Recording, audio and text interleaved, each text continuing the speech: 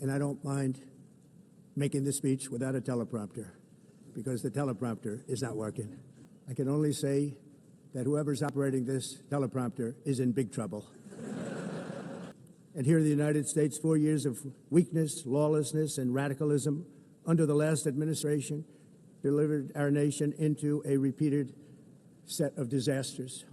1 year ago, our country was in deep trouble, but today, just 8 months into my administration, we are the hottest country anywhere in the world, and there is no other country even close. Past 4 months, and that's 4 months in a row, the number of illegal aliens admitted and entering our country has been zero. At the NATO summit in June, virtually all NATO members formally committed to increase defense spending at my request from 2% to 5% of GDP, making our alliance far stronger and more powerful. My administration has negotiated one historic trade deal after another, including with the United Kingdom.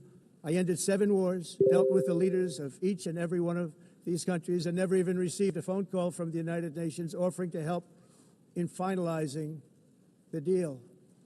All I got from the United Nations was an escalator that on the way up stopped right in the middle.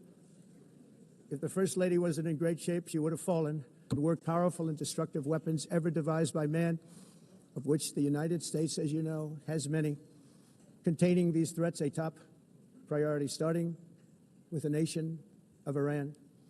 My position is very simple. The world's #1 sponsor of terror can never be allowed to possess the most dangerous weapon.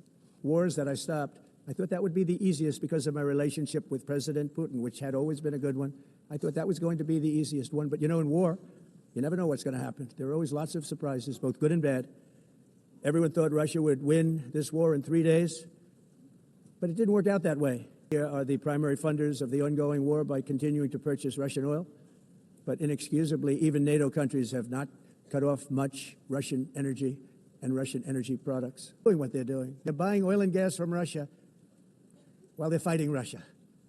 AI projects under AI. Let's see how good it is, because a lot of people are saying it could be one of the great things ever, but it also can be dangerous, but it can be put to tremendous use and tremendous good, and this would be an example of that. Not only is the UN not solving the problems it should too often, it's actually creating new problems for us to solve. The best example is the #1 political issue of our time, the crisis of uncontrolled migration.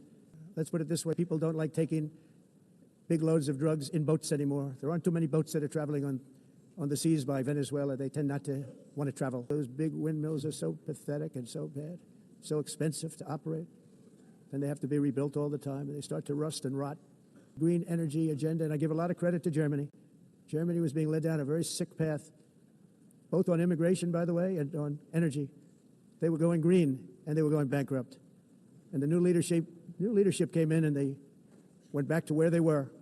They were going all green. All green is all bankrupt. Global catastrophe. He said that it will be irreversible, as any nuclear holocaust would be. This is what they said at the United Nations. What happened? Here we are. Another UN official stated in 1989 that within a decade, entire nations could be wiped off the map by global warming. Not happening. You know, it used to be global cooling. If you look back years ago in the 1920s and the 1930s, they said, global cooling will kill the world. We have to do something. Then they said global warming will kill the world. But then it started getting cooler. So now they could just call it climate change, because that way they can't miss. It's climate change. Because if it goes higher or lower, whatever the hell happens, there's climate change. It's the greatest con job ever perpetrated on the world, in my opinion. Climate change, no matter what happens, you're involved in that.